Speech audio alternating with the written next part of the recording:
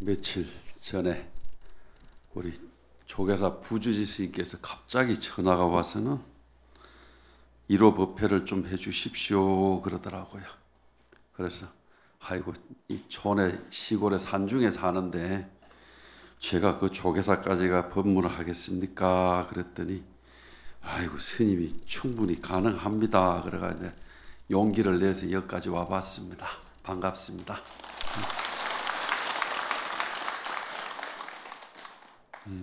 또 공교롭게도 뭐 양력으로는 또 해가 바뀌어갖고 무술년 또 첫 1호 법회가 되네, 그죠?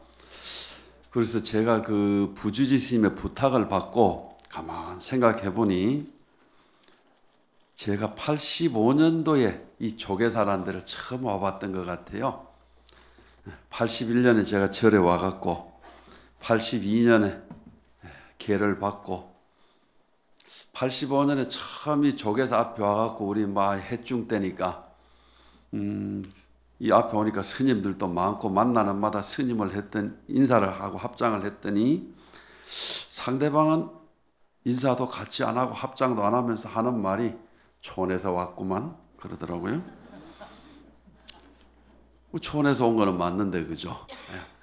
근데 괜히 인사한 사람이 참 못쓱하게 그렇게 만들더라고요. 근데 요즘은 아마 그래도 그러지 않으리라고 봅니다. 스님네들이 뭐 공부는 어떤지는 몰라도 옛날보다가 훨씬 그래도 조금 인사하면 받을 줄도 알고 말 한마디라도 좀 자비롭게 하고 그러지 않나 싶습니다. 그래서 조계사 제가 촌에서 왔다 소리를 들은 지가 한 30여 년 지나서 제가 이 법회에 와서 법문을 한다고 이래 법상에 오르니 그때 생각이 나서 잠깐 말씀드려 봤습니다. 아마 이 자리에는 전국 그 제방에 여러 큰 스님들이 제방 조실 방장 스님네들이 다 거쳐 가셨으리라고 봅니다. 그래서 사실 제 입장에서는 저는 공부를 한 사람이 아니라 공부를 아직 하고 있는 사람이기 때문에 참 정말로 조심스럽게 그래도 또 부주지 스님 말씀하시고 또 주지 스님 또 조계사 주지면서 저하고 같은 교구에 또 인연을 지어서 살고 있다 보니까 거절을 못해서 오기는 왔습니다마는 행여 여러분들의 귀한 시간을 제가 빼앗지는 않나 하는 걱정도 사실은 되는 바입니다. 우리가 흔히 불자들의 어떻게 살아야 될까? 우리가 어떤 마음으로 수행해야 될까?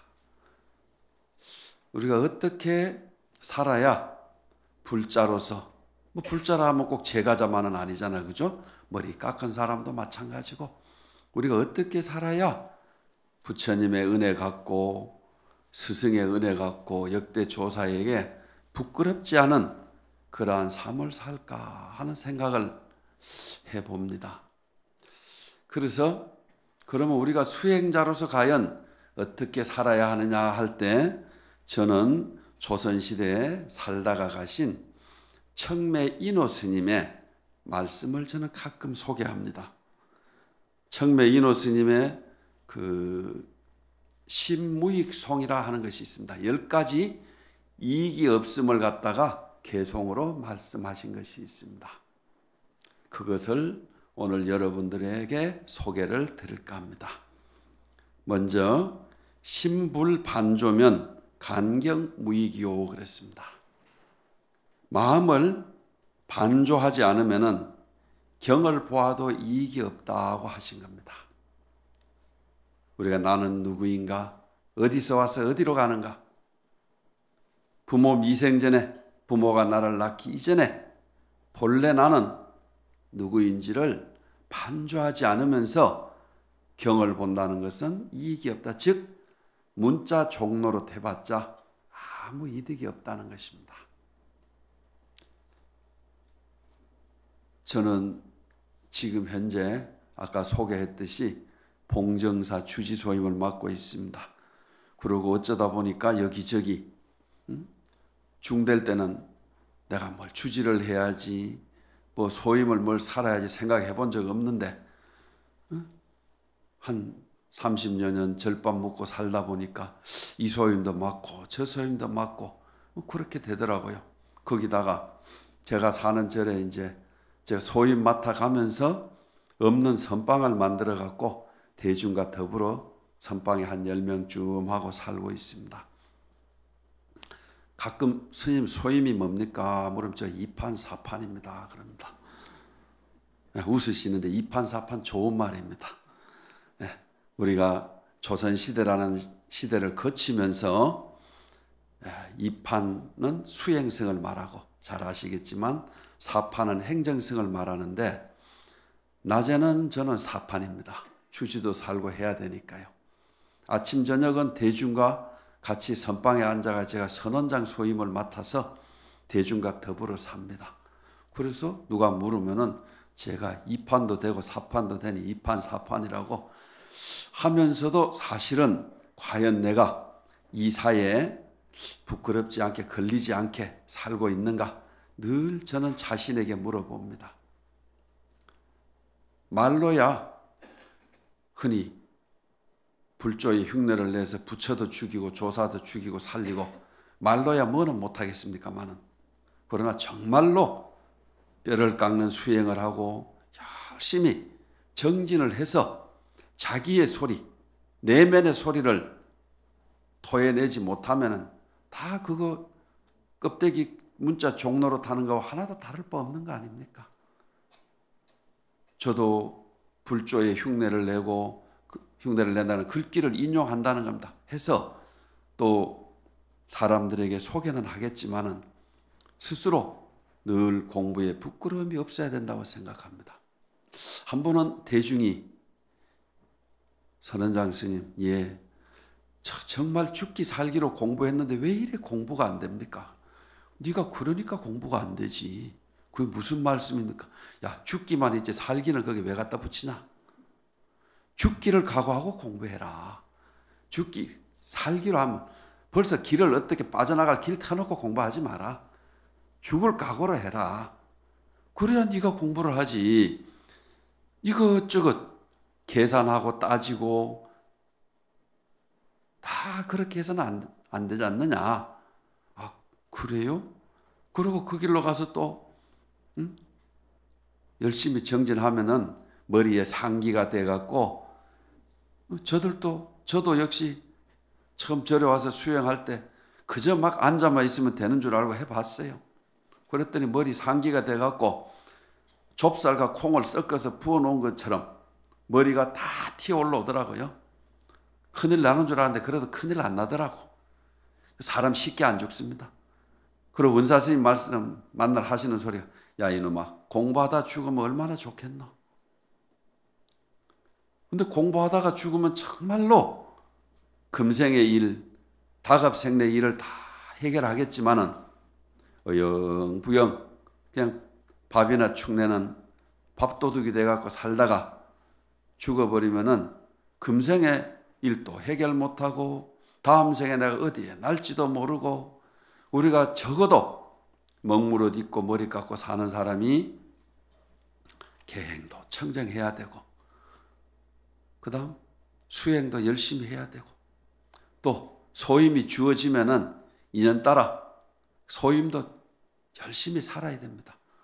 가끔 수자들이 주지를 맡고 소임을 맡아 놓으면은 이 어정치기가 돼갖고 수자도 못 되고 주지도 못 되고 이것저것 어느 것도 하나 제대로 못하는 그런 경우를 가끔은 봅니다.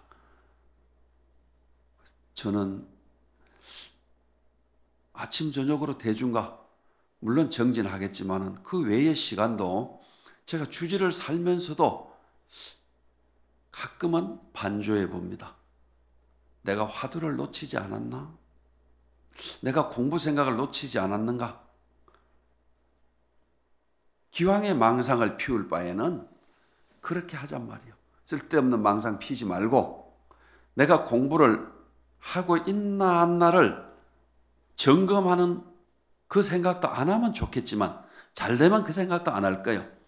안 되면 그래도 망상이라면 그런 망상을 피자는 겁니다.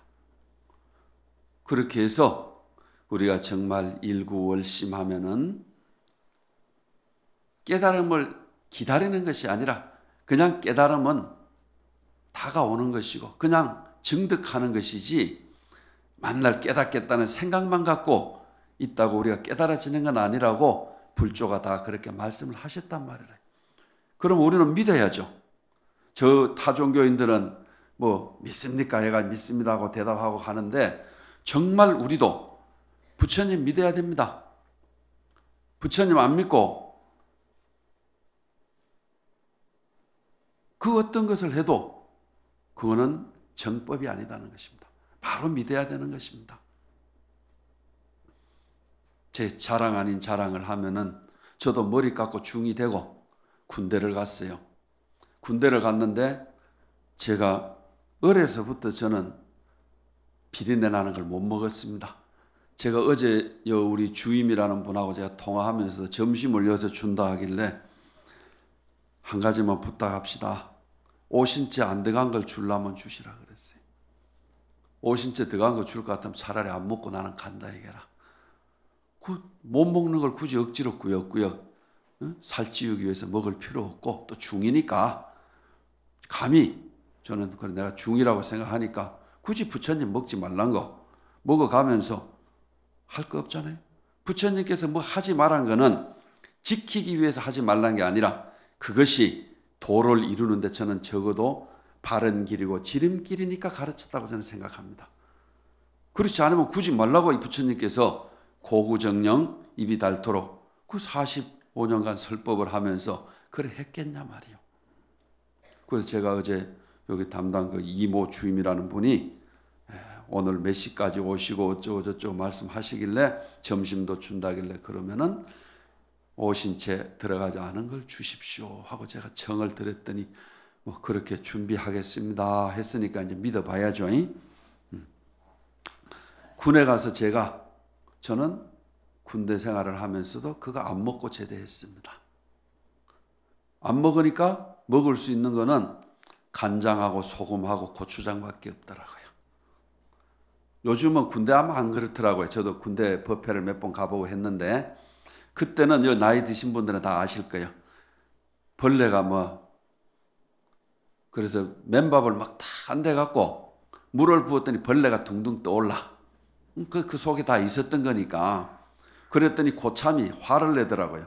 집 앞에도 다 있으면서 내 밥에만 있는 것 같이 눈에 보이니까 막 옆에서 구역질 하면서 막 성질을 부리더라고요. 그래서 안 되겠구나 싶어서 그 다음은 간장을 먼저 부어놓고 물을 부으니까 벌레가 안 보이니까 조용하더라고.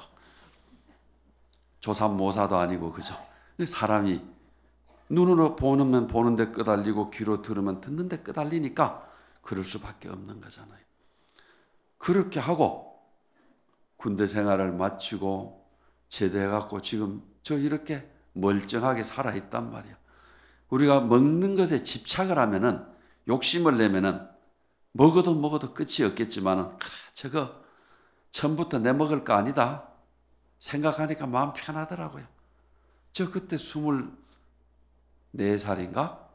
그래 먹었을 때죠. 그런데 제가 조금 전에 믿는 얘기를 하면서요. 이 얘기를 꺼낸 이유가 은사 스님이 면회를 오셨어요.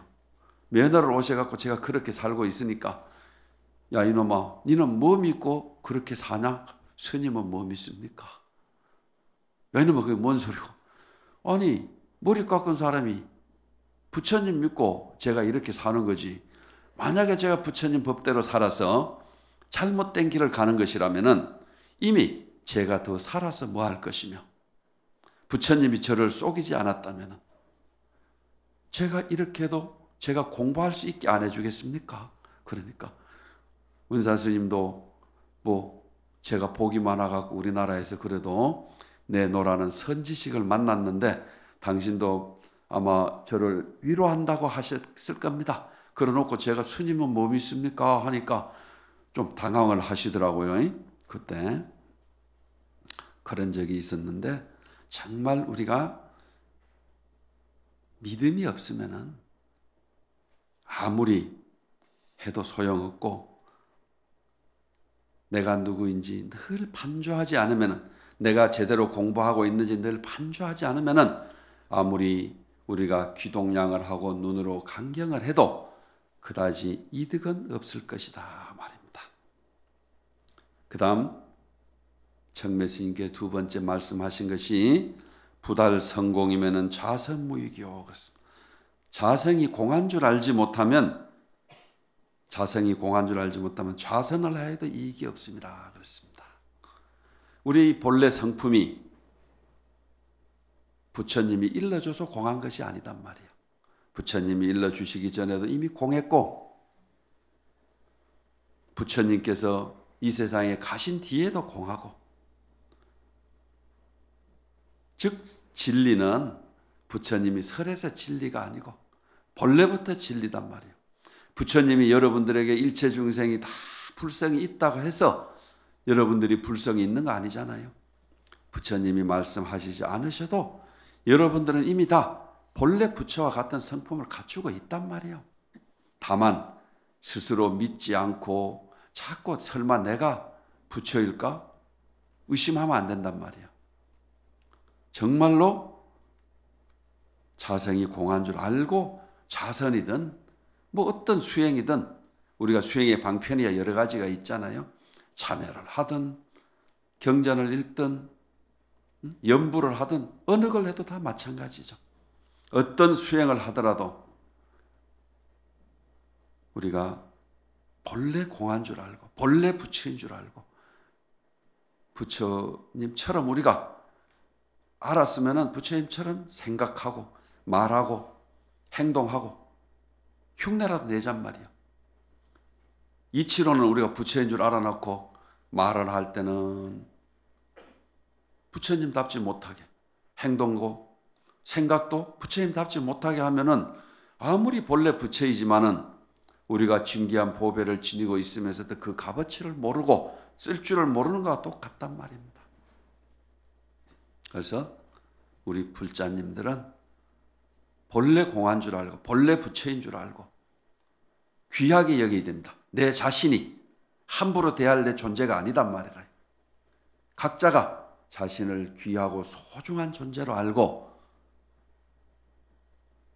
그에 맞게끔 우리가 삼업을 청정히 해야만 우리가 불자가 아닌가 싶습니다. 필요할 때는 우리는 본래 부처인 것 같이 하고, 또 필요 없을 때는 아닌 것처럼 하고, 그래 갖고는 우리가 이 마음 밝히는 일이 그리 쉬운 일은 아닐 것이라고 봅니다. 그 다음 세 번째는 불신정법이면 고행무익이요 그랬습니다. 앞에서도 비슷한 얘기를 좀 했습니다마는 정법에 대한 믿음이 없으면은 고행을 한다 해도 이익이 없으며 했습니다. 부처님께서도 처음 출가해서 고행을 하셨습니다. 그러나 고행만 갖고는 깨달음을 성취할 수 없다는 걸 알고 수자타 여인에게 유미직을 받고 다시 기운을 내서 열심히 정진하셨다고 그래요. 아마 여러분들이 절에 오셔서 5관계 정도는 다 알 겁니다. 우리가 음식을 공양을 할 적에 이 음식이 어디서 왔는지 그 공덕을 헤아릴 진대는 덕행이 부정한 나로는 받기가 부끄럽구나. 병든 몸을 치료하는 양약으로 생각하면서 도업을 이루기 위해서 이 음식을 받노라 그랬단 말이에요. 우리가 꼭 절에 와서 하는 공양만 공양 아니잖아요. 이 자연과 대지가 우리에게 베풀어준 음식은 다 공양입니다. 내가 먹는 음식은 내가 돈을 주고 사 먹었든 내가 노력해서 벌어서 먹었든 다 공양이단 말입니다. 그 공양, 농부가 열심히 떼약볕 때 농사 짓고 봄부터 또 추수하고 해서 내 입에 올 때까지 그 음식 하나하나가 정말로 모든 이의 그 공덕이 들어가 있는 것입니다. 이 음식 하나를 받으면서도 우리는 정말 내가 이 음식 받을 만큼 수행자로서, 불자로서 부끄럽지 않은 삶을 살고 있는지 늘 반조해 보면서 공양해야 된다는 것입니다. 그래야 우리가 불자가 정말 불자답고 부처님 말씀을 우리가 따라 행하는 사람일 것이란 말입니다. 그러면 우리가 흔히 절에 다니면서 정법이란 말을 참 많이 씁니다. 우리가 팔정도도 있고 사제가 다 있습니다만은 저는 그래 생각해요. 바른 법, 정법이라는 것은 적어도 나만 이루어도 안 되고 남만 이루어도 안 된다고 생각합니다. 우리가 자칫 생각할 때 남을 위해서 살면 그게 정법인 양 생각할 수 있지만 저는 그렇지 않다고 봅니다. 나도 이롭고 남도 이루어야 돼요. 부처님께서 분명히 자리이타라고 그랬거든요. 근데 나는 상관없고 남만 이루면 안 된단 말입니다. 나와 남이 다 같이 이룬 그러한 삶을 우리 불자들은 살아야 되지 않나 싶습니다. 집에서 가장이나 어머니나 아버지나 혹은 다른 어느 가족도 마찬가지겠지만은 몸이 불편하면은 그 한 사람을 인해서 모두가 걱정을 하게 됩니다. 그리고 우리 흔히 부모님들은 부모님 마음에서 자식이 아프면은 내가 대신 아프면 좋겠다. 할 수만 있다면은 내가 그 어떤 내게 고통이 오더라도 저 자식에게 고통을 주지 않았으면 좋겠다. 이런 마음을 갖고 흔히 그런 얘기들을 하잖아요. 뭐 그 마음도 좋으나 부모도 자식도 다 같이 고통에서 벗어나면 좋단 말입니다. 우리가 육체적인 고통이야 또 보이니까 그렇게 말할 수 있지만은 내면적, 심적인 것 이것도 마찬가지 아닙니까? 그죠?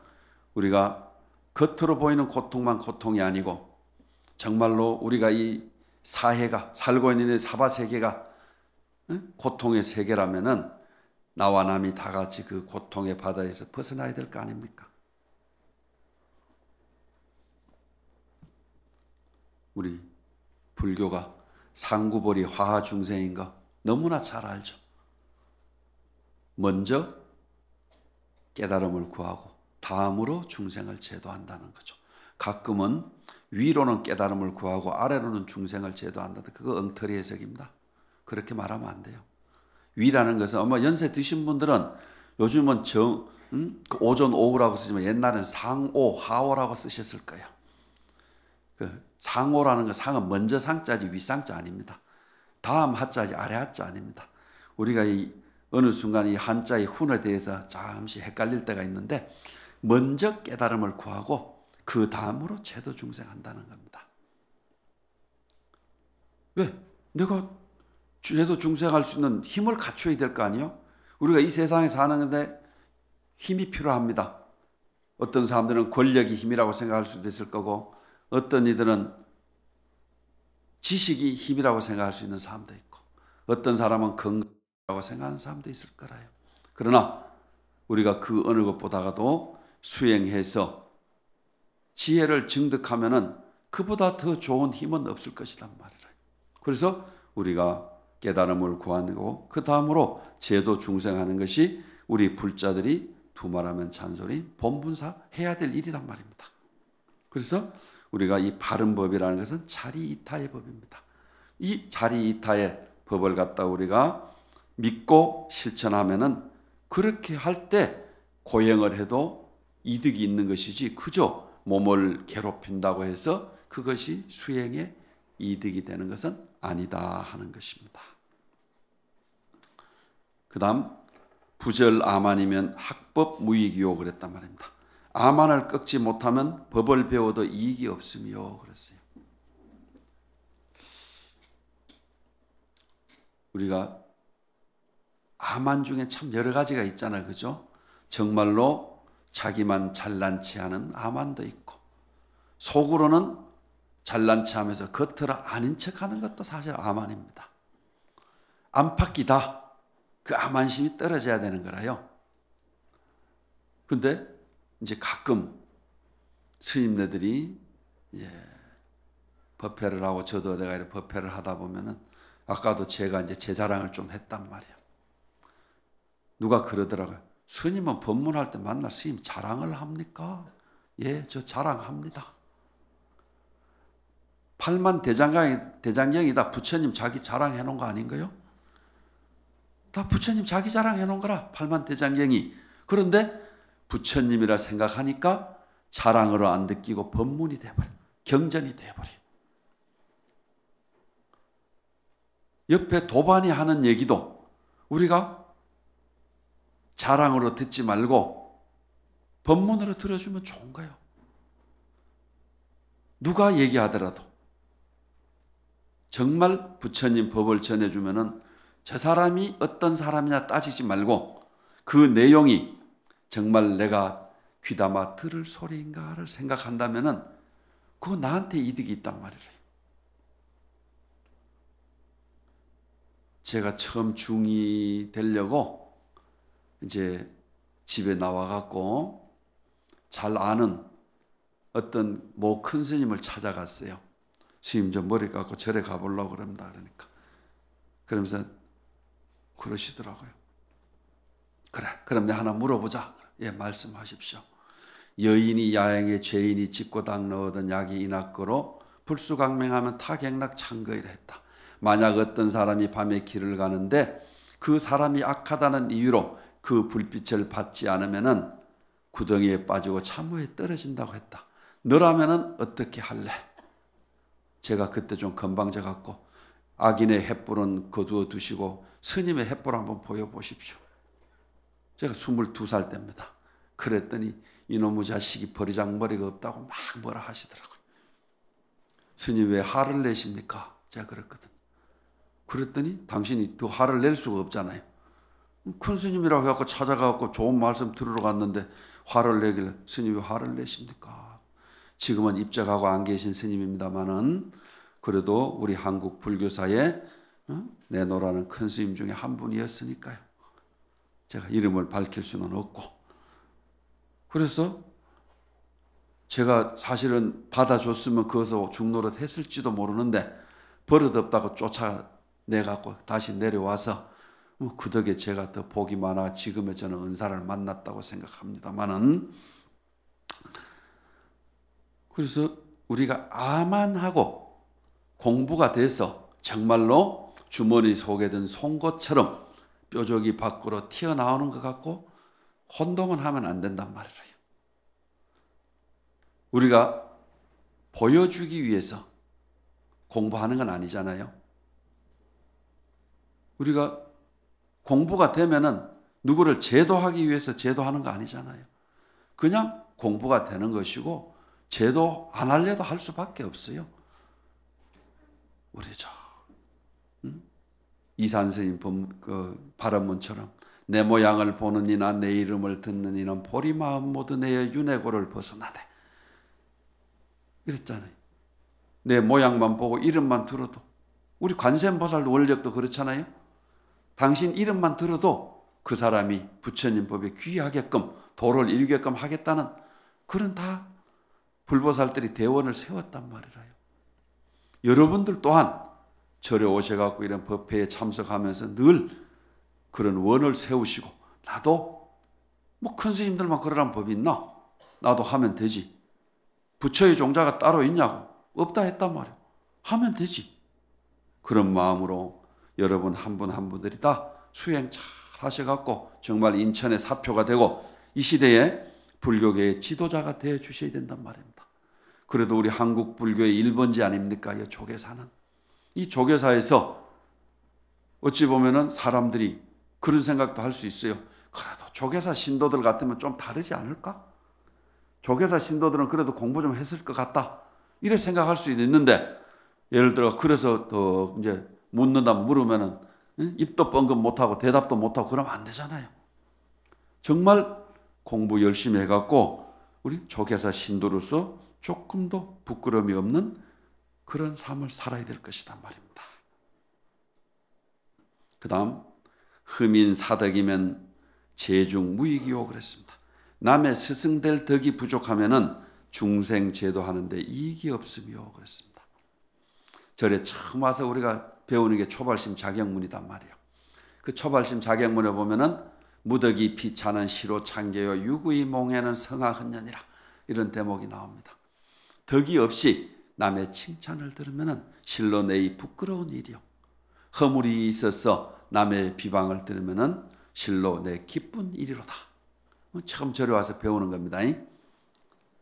누가 나를 칭찬한다고 우쭐댈 것도 없고 넘칠 필요 없이 오히려 내가 그만한 덕이 갖추지 못해서 부끄러워해야 되고, 허물이 있는데 누가 너 그러면 되냐 지적을 해주고 하면은 니나 잘하지 왜 쓸데없는 간섭한다 그러면 안 되잖아요. 그래, 저 사람이 나한테 이래 해주니 나한테는 이득인 줄 알아야 돼요.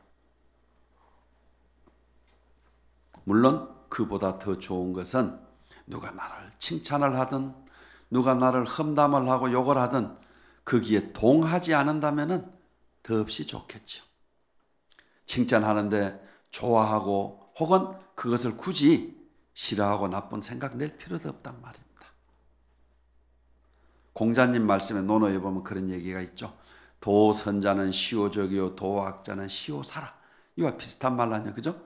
누가 나를 착하다고 하는 사람은 내 적이요 악하다고 하는 자는 내 스승이다 그랬어요. 근데 굳이 악하다는 사람이고 선하다는 사람이고 다 스승이지, 응? 스승 아닌 사람이 어디 있냔 말이야. 한 생각 돌이키면은 다 부처라고 했으니까 본래 부처면 내 스승 아닌 사람 어디 있어요? 응? 우리 한자 수고에 타산지석이란 말이 있잖아요. 그냥 바위 산에 있는 바위도 그냥 지나쳐 볼 때는 바위에 있는 산에 있는 바위지만 내가 그것을 어떻게 쓰느냐에 따라서는 그냥 바위가 아니라 유용하게 쓰일 수 있는 것이고 나에게 이로움을 줄 수 있는 것이단 말이에요.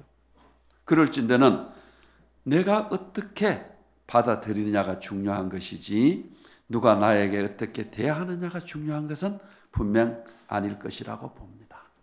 그래서 우리 스스로가 남의 스승이 될 자격이 없으면서 괜히 스승 함부로 되지 말란 말입니다. 저도 이 옷 입고 살다 보니 오늘 또 여러분들이 저한테 초청법사라고 해서 3배의 예를 올렸단 말이에요.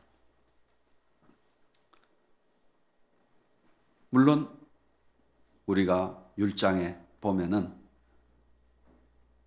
예를 받고 법을 설하게 돼 있고 같은 높이에서 법을 설하지 말라고 되어 있습니다. 그것도 중요하지만 더 중요한 것은 저 자신은 자신에게 늘 저는 법문을 한다 생각하고 합니다. 대중이 듣기 이전에 제가 말하고 제 두기로 듣고 있다고 저는 생각합니다. 늘 저는 어디 법회가 있어서 초청받아가면 저는 그런 생각으로 그 법회에 임합니다. 그래서 과연 너가 스승이 될 자격이 있느냐. 그렇지만 저는 부처님께 기도합니다. 부처님, 비록 제가 아직 수행하고 있는 사람이지만 이 대중들에게 작은 발심이라도 기쁨이라도 될 수 있게끔 저에게 힘을 주십시오 하고 저도 기도하면서 법회에 임합니다. 그나마 그런 마음이라도 돼갖고 제가 그 흠결이 있는 것을 어떻게 그래도 덮어서 넘어가고 그래도 법문을 또 해야 된단 말이에요. 다 전부 안 한다고 하면은 전부 아이고 내가 다 대각을 이루기 전까지 나 말 안 하겠다고 하면 또 이 세상에 그러면 법을 전할 사람이 없으니까 그나마 또 할 수밖에 없는 것이다 말입니다.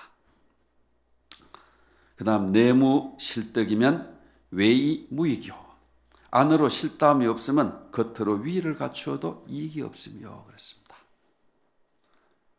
우리가 흔히 빈깡통이라는 표현을 많이 쓰잖아요. 소리는 더 크게 날지언정 안은 텅텅 비어있단 말입니다. 속으로 정말 실답게 채워진 상태에서 나와야 된다고 그랬습니다. 제가 시작할 때도 수행 잘하면은 저절로 다 나머지를 원력대로 다 해결될 수밖에 없는 것이란 말입니다. 공부도 안 하고 억지로 뭘 하려고 하는데 요새 흔히 자주 듣는 얘기, 자주 하는 얘기가 불자들이 줄었다 그럽니다. 그래서 제가 지난번에 총무원장 선거 때 지금 우리 현 원장 스님한테 제가 그때 부탁드렸어요. 스님, 딴 거 없습니다. 우리가 숫자 늘리려고 하지 마시고 승풍진작하고 스님께서 조계사에 한번 봉은사에 한번 초하루 법문하십시오. 그러면 스님이 저 수덕사에서 뭐 하시다가 여와 하시면은 대중이 몰려들고 그로 인해서 자연히 그 향기가 퍼져나가면은 우리 불자 숫자 집착 안 해도 됩니다. 그리고 정말 실다운 불자가 돼야지 그렇지 않으면 그건 뭔 소용이 있습니까? 저하고 2번, 3번 약속했습니다. 그 약속 지키겠다고. 그리고 지난번에 초하루 2번 다 지키셨어요. 조계사 법당에서도 지켰고 지난번에 봉은사 법당에 지키셨어요. 제가 정말 스님한테 감사드리고 큰 스님께서 제가 스님께 저번에 그 당선 축하할 때도 다른 사람들이 다 축하할 때 저는 제 방식으로 축하를 드렸습니다. 스님께서 이제 어깨에 짐을 하나 더 짊어졌습니다. 그렇게 말해버렸어요. 물론 뭐 스님 축하합니다 이 말 제 아내라도 다 잘 하잖아요. 스님은 지금까지 다른 원장하고 스님 달라야 됩니다. 제가 그렇게 말씀드렸어요. 달라야죠. 왜? 그래도 저 총님의 방장하다가 총무원장 올라왔으면 달라야지.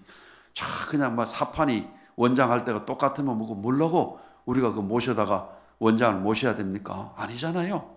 정말로 큰 스님께서 원력을 세우셔서 이 저자의 이 대중 이 서울 한복판에 나오셔가서 짐짓 나오셨다면은 여느 원장하고 다른 모습을 보여줘야 될 거 아닙니까? 그래서 저는 정말 스님께서 그렇게 해주십시오. 제가 그 부탁을 드렸던 겁니다. 그래도 이 실천해 주시니까 저 정말 멀리서 제가 TV로 보고 있습니다. 보니까 스님 법문하시기 제가 듣고 했는데 정말 제 TV 보면서 스님 고맙습니다 하는 생각 저는 정말 가졌습니다.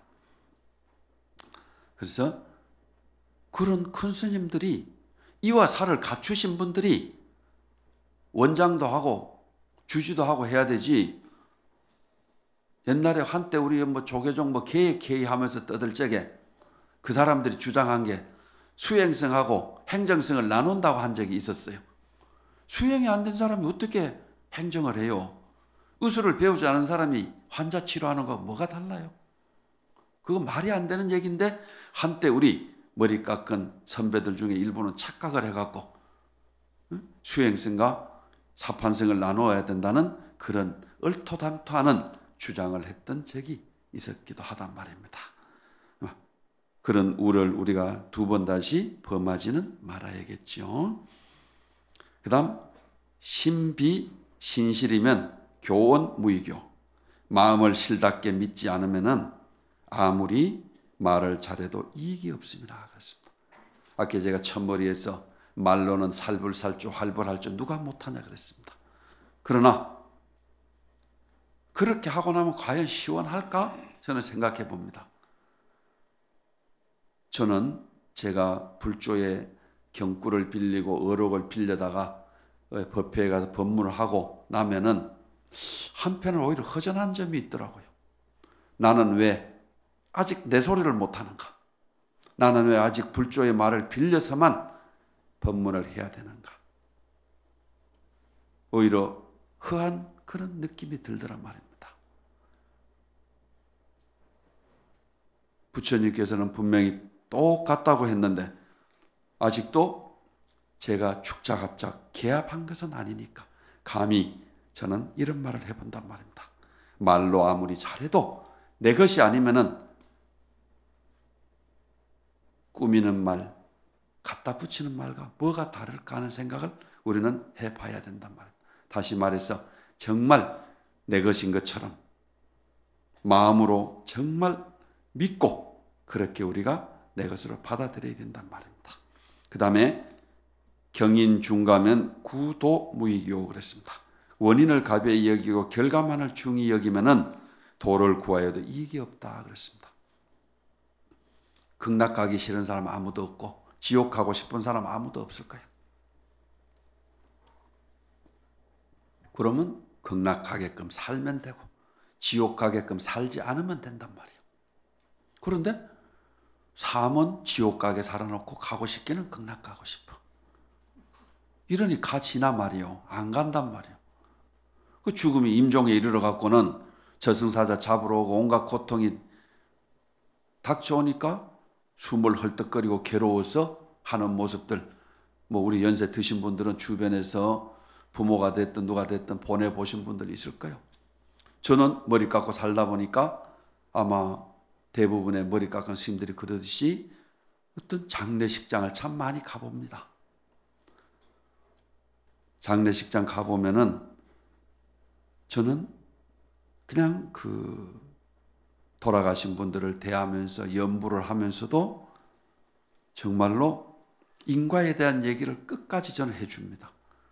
이 순간까지도 당신이 생각을 내려놓아라, 집착을 내려놔라. 우리가 본래 생사가 없는 이치, 생사가 둘이 아닌 이치, 생사가 분명한 이치를 바로 가내야만이, 증득하면 더 좋겠지만 적어도 가내야만이 당신이 좋은 곳에 가서 난다는 그런 얘기를 꼭 해주면서 연부를 하고 오는데요. 정말이지 우리는 과거의 노예가 돼서 못 쓰고 그래도 안 되고 미래의 볼모가 돼도 안 된단 말입니다. 제가 언젠가 부석사에 살고 있는데 외국인들이 와서 묻더라고요. 불교가 뭡니까? 부디즘이지 ING. 불교는 현재 진행형이다 그랬어요. 과거의 종교도 아니고 미래의 종교도 아니고 현재의 종교가 불교다. 저는 감히 그랬습니다. 왜? 지금 내가 잘하면 뭘 미래 걱정하고 사냐 이거요. 내가 지금 수행하면 되지. 내가 지금 복 짓고 공덕 쌓으면 되지. 다음에 뭐 될까 걱정하지 말라는 거예요. 그래서 지금 이 순간순간이 가장 중요한 것이거든요. 과거의 원인도 중요하지만 미래의 결과도 중요하지만 현재 내가 어떻게 살아가느냐가 제일 중요한 것이라고 저는 생각합니다. 그래서 과거를 쉽게 말해 원인을 가벼이 여기고 결과만을 중하게 여기면 그런 마음으로 도를 구하고 극락왕생을 바라지만 그렇게 되어지지 않는다는 거잖아요. 지금 잘하면 된다 말입니다. 그 다음 만복교만이면 유식무이교. 속으로 교만이 가득한 사람은 유식하여도 이익이 없으며 그렇습니다. 아까 이야기 한번 나온 것과 비슷한 아만과 비슷한 것인데 그죠?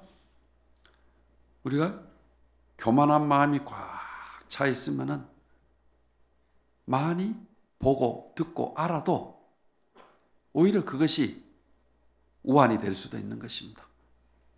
그리고 특히 도 닦는데 유무식에 있는 것이 아니라고 역대 조사가 부처가 다 얘기했단 말이에요. 유무식에 있다 하면 대학 교수들이 강사들이 진작에 도 깨쳤겠지만 그게 아니니까 오히려 일자 무식 선생들이 도를 깨칠 수 있는 것은 이 도는 유무식에 있는 게 아니단 말입니다. 그러니까 또 어떤 사람들은 공부할 경전을 공부할 필요 없냐고 하는 사람이 혹자는 있는데 그거는 아니거든요.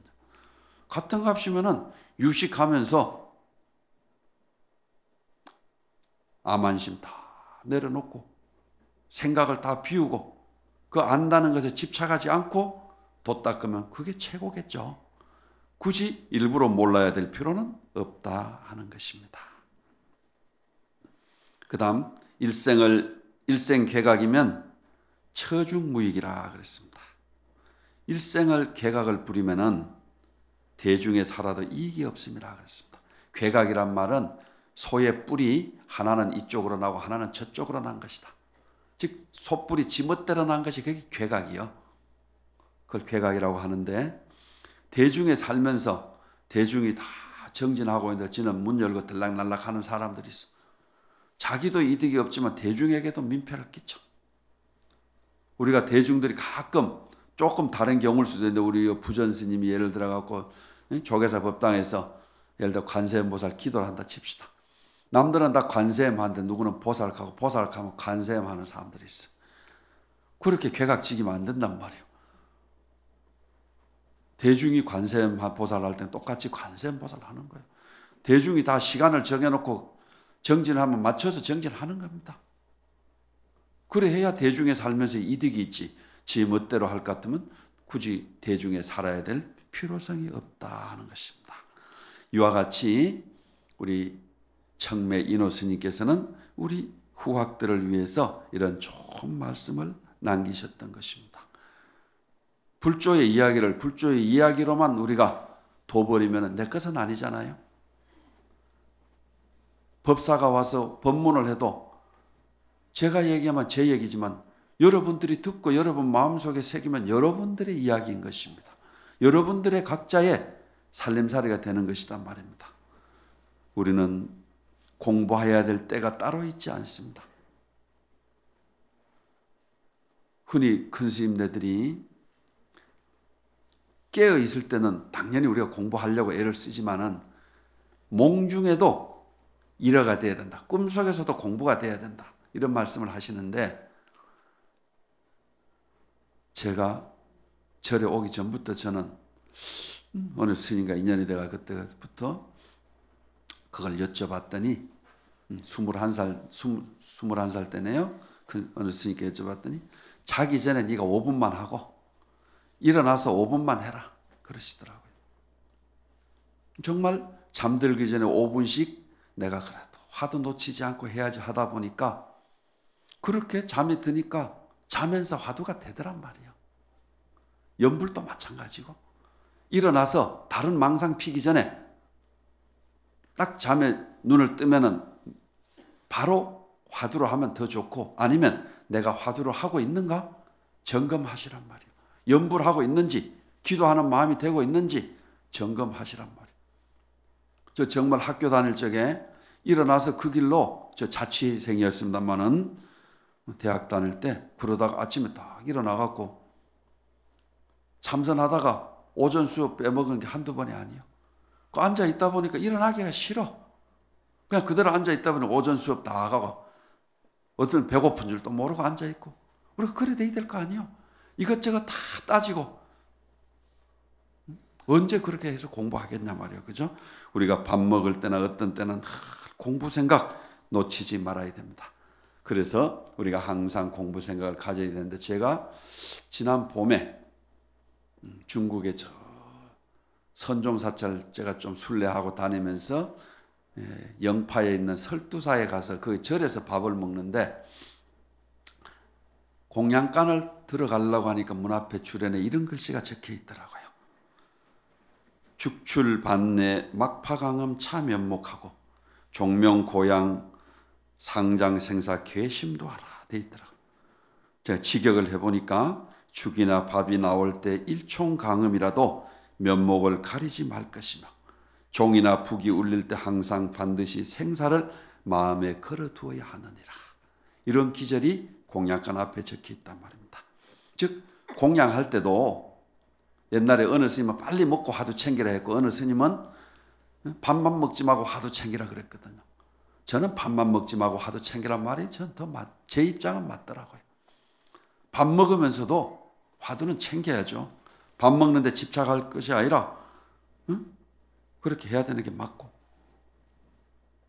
그 짧은 순간이라도 우리가 이 면목 본래 면목 찾는 것을 놓쳐서는 안 된다는 것입니다. 그리고 종이나 북이 울릴 때는 우리가 아침 저녁 예불 할 때 아니요? 더 말할 필요 없는 거잖아. 그죠? 우리가 종이 울리고 예불하고 이럴 때도 항상 생사를 마음에 걸어두라. 즉 마음에서 생사 얘기에 대한 관하는 것이 떠나서는 안 된다 하는 것입니다. 지금 이 순간 제가 여러분들에게 부처님 말씀 조사의 말씀을 속에 올리는 이 순간에도 여러분들은 제 얘기는 귀로 듣고 마음으로는 늘 반주하면서 나는 누구인지 어디서 와서 어디로 가는지 부모 미생전의 본래 면목이 어떤 것인지를 관하면서 이 법회에 지금 법문을 듣고 있으리라고 믿고 싶습니다. 아무튼 우리 한 분 한 분이 다 부처님 제자로서 부끄럽지 않은 삶을 살고 한 분 한 분이 다 포교사가 되어서 가까운 사람부터 먼 사람까지 모두에게 다 불법을 전하는 그런 불제자가 되어 주시기를 바라면서 오늘 말씀드리는 걸 마치도록 하겠습니다.